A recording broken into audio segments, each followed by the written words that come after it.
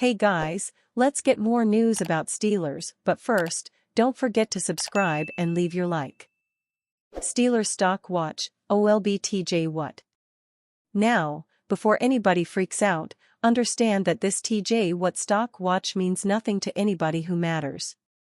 And let's be very clear about something, by no means did What play poorly against the Colts. In fact, he had a perfectly fine game relative to what the Colts allowed him to do. But when you are What, you are not supposed to be limited by how a team plans around you. The perennial All-Pro posted just 2 assisted tackles all game. He had no solo tackles, no sacks, no hits, no passes defensed, no interceptions, no forced fumbles. We can call this a greatness tax. If you have 2 assisted tackles and a bad defensive loss, even if you played well, that's on you. Now, that doesn't mean anybody should have any concerns about him going forward. We're only talking about one game. As one might expect, the Colts largely ran away from What, but they also utilized read option imaging to slow him. Even after Anthony Richardson left, they still used to option illusion with Joe Flacco. Doing so causes the backside defender to hesitate because you still have to account for the quarterback as a runner. Accordingly, What and the other backside defenders struggled to clean up from behind. That is usually one area of his game that is a big strength, but the Colts managed to neutralize it. They also used chips and quick passing to limit What's pass rush. Flacco only posted a 2.6-second time to throw, which is right in line with all but the quickest passers. That basically means Andy Dalton and Tua Tagovailoa. Aaron Rodgers is averaging 2.57 seconds per throw, for perspective. Now, slowing down a pass rusher has never been a secret. Limit their chances to rush if you don't want them to wreck your game. If you sit in the pocket too long, no matter how many blockers you throw in his way, What will get there eventually. Except the Colts managed to prevent him from having that kind of impact on Sunday. Will the Cowboys try to emulate it? First Steelers injury report for Week 5 is a sucker punch to hopeful fans. The Steelers have had some tough luck when it comes to injuries early in the year. Pittsburgh lost first-round pick Troy Fautanu for the season with a knee injury, while center Nate Herbig sustained a season-ending shoulder injury before Week 1. To make matters worse on the offensive line, James Daniels suffered an Achilles injury that ended his season after just 4 games, while numerous other players are dealing with injuries keeping them off the field. The first Steelers injury report ahead of Week 5 doesn't offer any encouragement either. 9 players showed up on the injury report on Wednesday, and 5 important players didn't participate in practice to begin the week. Running back Jaylen Warren and Cordarrelle Patterson both missed practice to begin the week. With the Steelers signing Aaron Shamklin to the active roster, it seems likely at least one of these running backs, if not both, will be unable to suit up against the Dallas Cowboys in Week 5. Meanwhile, edge rusher Nick Herbig, ankle, was added to the Steelers' injury report this week. Herbig was promoted to a starting role in the absence of Alex Highsmith, groin, but he did not participate in practice on Wednesday. While we hope this is strictly precautionary, it would be a massive blow to Pittsburgh's pass rush if he is unable to go against Dallas this week. Fortunately, left guard Isaac Seumalo was a full participant on Wednesday, and is eyeing a return in Week 5. His presence on the field couldn't come at a better time as James Daniels has officially been ruled out for the season. The Steelers aren't the only team dealing with injuries early in the week. Their Week 5 opponent, the Dallas Cowboys, were suddenly decimated with numerous injuries following Week 4. All-Pro edge rusher Micah Parsons suffered a high ankle sprain while DeMarcus Lawrence was placed on IR with a foot injury.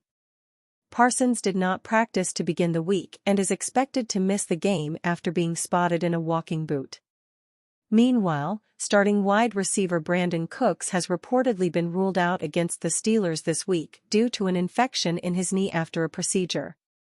Both teams have exhausted every bit of depth they have on the roster through the quarter mark of the season. After a loss in Week 4, the Steelers need to find a way to overcome their injuries and take advantage of a depleted Cowboys team to emerge victorious on Sunday Night Football. Steelers connected to potential rare in-division trade. Former All-Pro wide receiver Davante Adams is drawing a lot of attention as a potential trade target for the Pittsburgh Steelers. But Adams is hardly the only possible receiver trade option for the Steelers. On October 2, ESPN's Dan Graziano and Jeremy Fowler linked the Steelers to receiver Amari Cooper if the Cleveland Browns make the veteran available on the trade market. If Cleveland continues to slide, Amari Cooper could be an attractive option because his contract restructure has him playing on a minimum base salary, wrote Fowler. The biggest obstacle potentially preventing Pittsburgh from acquiring Cooper could be Cleveland's desire not to help their division rival. Cooper would be one to watch for Pittsburgh, though it'd be an in-division trade, and those are tough to execute, added Graziano. The last time the Steelers and Browns agreed to a trade was in September 2017. Pittsburgh sent wide receiver Sammy Coates and a 2019 seventh-round pick to Cleveland for a 2017 sixth-rounder. The Steelers haven't made any trades involving another team in the AFC North since March 2020. On March 2 of that year, the Steelers dealt a 2021 fifth-round selection to the Baltimore Ravens. In return, the Steelers received defensive lineman Chris Wormley and a 2021 seventh-round choice. The Steelers have been linked to practically every notable receiver potentially available in a trade since they dealt Deontay Johnson to the Carolina Panthers on March 12. So, even though it's hard to envision the Browns' wideout landing in Pittsburgh, it's not surprising that Graziano and Fowler floated it as a possibility. The 10-year veteran has never made the All-Pro team, but he's been a very productive receiver with 3 different franchises. Cooper has made 5 Pro Bowls, including at least one with all 3 teams he's played for in his career. With 72 catches, 1,250 receiving yards and 5 touchdowns last year, Cooper made his first Pro Bowl with the Browns. Cooper averaged 17.4 yards per catch during 2023. That's a career-high total that's not likely to happen again. Cooper is on the other spectrum in that statistic through 4 games this season, as he's averaged a career-low 9.3 yards per reception in 2024. But Cooper would definitely be an upgrade over any receiver the Steelers have besides George Pickens. No Steelers receiver other than Pickens is averaging at least 2 catches per game this year. Cooper is averaging 4 catches per week this season and has 148 receiving yards with 2 touchdowns.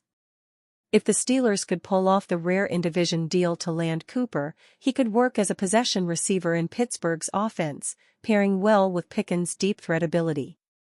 Pickens led the NFL in yards per catch last season. That would allow Pittsburgh's other receivers, Calvin Austin II, Van Jefferson, Roman Wilson and Scotty Miller, to play smaller roles behind Pickens and Cooper. In 10 NFL seasons, Cooper has 683 receptions, 9,634 receiving yards and 62 touchdowns. Adams and Cooper might be the best receiving options potentially available over the next month.